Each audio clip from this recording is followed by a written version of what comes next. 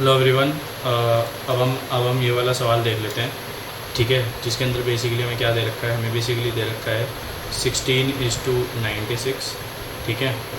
Then you have question mark (161), ठीक है, and then you have 18:120, ठीक है। ये वाली चीज़ बेसिकली हमको दे रखी है, ठीक है।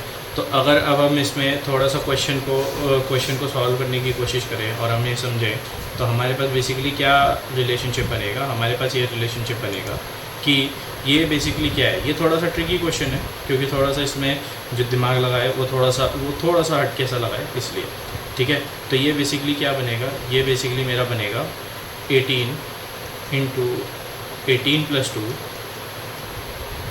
सॉरी 18 + 2 है, डिवाइड बाई 3, ठीक है। इसको इससे काट तो ये 6 बना, ये 20 हो गया, तो ये बेसिकली 20 × 6 विच इज़ 120 हो गया, ठीक है। अब मैं इस वाले को देखता हूँ, ठीक है। इस वाले में मैं क्या देख रहा हूँ कि ये बना है 16 × 16 + 2 अपॉन में 3, फिर इधर से ये चीज़ कट गई, ये बना बेसिकली 6 और हो गया 16 × 6 विच इज़ 96, ठीक है। तो यहाँ पे बस यही एक चीज़ फार्मूला याद रखने की थी। यहाँ पे क्या हो रहा है कि अगर क्या कहते हैं n को मल्टीप्लाई किया है n + 2 से और फिर इस होल टर्म को 3 से डिवाइड कर दिया है, ठीक है। तो यानी कि यही फार्मूला हमें यहाँ पे लगाना है, लगा लेते हैं फटाफट से, ठीक है। तो हमारे पास क्या बनेगी इक्वेशन, n × n + 2, ठीक है, डिवाइडेड बाई 3 = 161, ठीक है। अब देखो 161 को मैं क्या लिख सकता हूँ, 161 को, अब इसको देखो दो तरीके हैं, या तो मैं क्वाड्रेटिक सॉल्व करूँ, ठीक है, या फिर मैं क्या करूँ, n × n + 2 को लिख देता हूँ 3 × 161, ठीक है। अब देखो ये जो 161 है ना, ये बेसिकली किसके बराबर हो जाता है, ठीक है। ये 161 है, ये बेसिकली मेरे बराबर हो जाता है 23 और 7 के, ठीक है। तो मैं इसको बेसिकली लिख सकता हूँ 3 × 7 × 23, ठीक है। तो अब इसकी क्या करते हैं, अब ये बेसिकली मैंने क्या किया, इसे प्राइम फैक्टर्स में स्प्लिट कर लिया, ठीक है।